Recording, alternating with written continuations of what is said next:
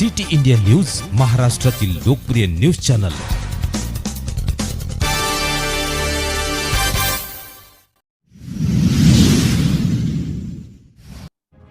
गोधनाची तस्करी करणारे अडकले मौदा पोलिसांच्या जाळ्यात।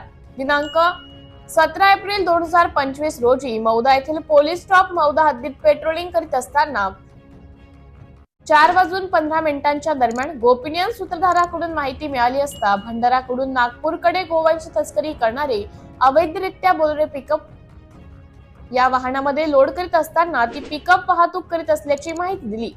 गोवंश तस्करी करणाऱ्याचे मौदा पोलिसांनी केले पर्दाफाश। मौदा पोलिसांनी 14 गोवंशांना दिले जीवनदान।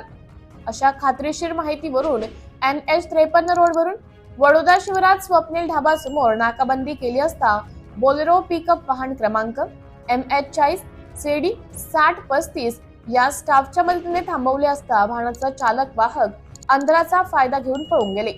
वाहनाची पाहणी केली असता सदर वाहनात एकूण 14 गोवंश जनावरे क्रूरतेने शिंगाला व पायाला आडून दोरखंडाने बांधून कत्तलीसाठी वाहतूक करताना मिळून आल्याने सदर अज्ञात वाहक चालक हे कत्तलीकरिता अवैधरित्या गोवंश जनावरांची वाहतूक करताना मिळून आल्याने बोलेरो पिकअप वाहन क्रमांक MH40 CD 6035 किंमत अंदाजे 7 लाख रुपये आणि 14 गोवंश जनावरे किंमत 14,000 रुपये असा एकूण 8,40,000 रुपयांचा मुद्देमाल जप्त करण्यात आला।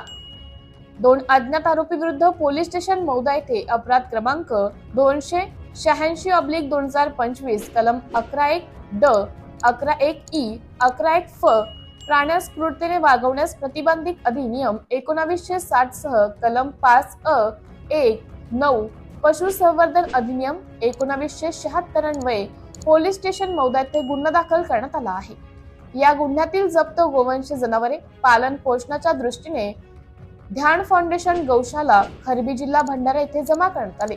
सदरची कार्यवाही माननीय पोलीस अधीक्षक हर्ष पोद्दार साहेब, जिल्हा ग्रामीण नागपूर, अप्पर पोलीस अधीक्षक रमेश धुमाळ साहेब, डॉक्टर संतोष गायकवाड साहेब, उपविभागीय पोलीस अधिकारी कन्हान, सरेन दुर्ग, वरिष्ठ पोलीस निरीक्षक मौदा यांच्या मार्गदर्शनाखाली पोलीस हवालदार प्रदीप ठाकरे वाघाडे, पोलीस नाईक प्रणय सिंग बानाफर, पोलीस अंमलदार अतुल निंबारते, शुभम ईश्वरकर, पोलीस ठाणे मौदा, जिल्हा नागपूर ग्रामीण यांनी केली। सिटी इंडिया न्यूज साठी जिल्हा उपसंपादक अनिल ढोलवार, नागपूर।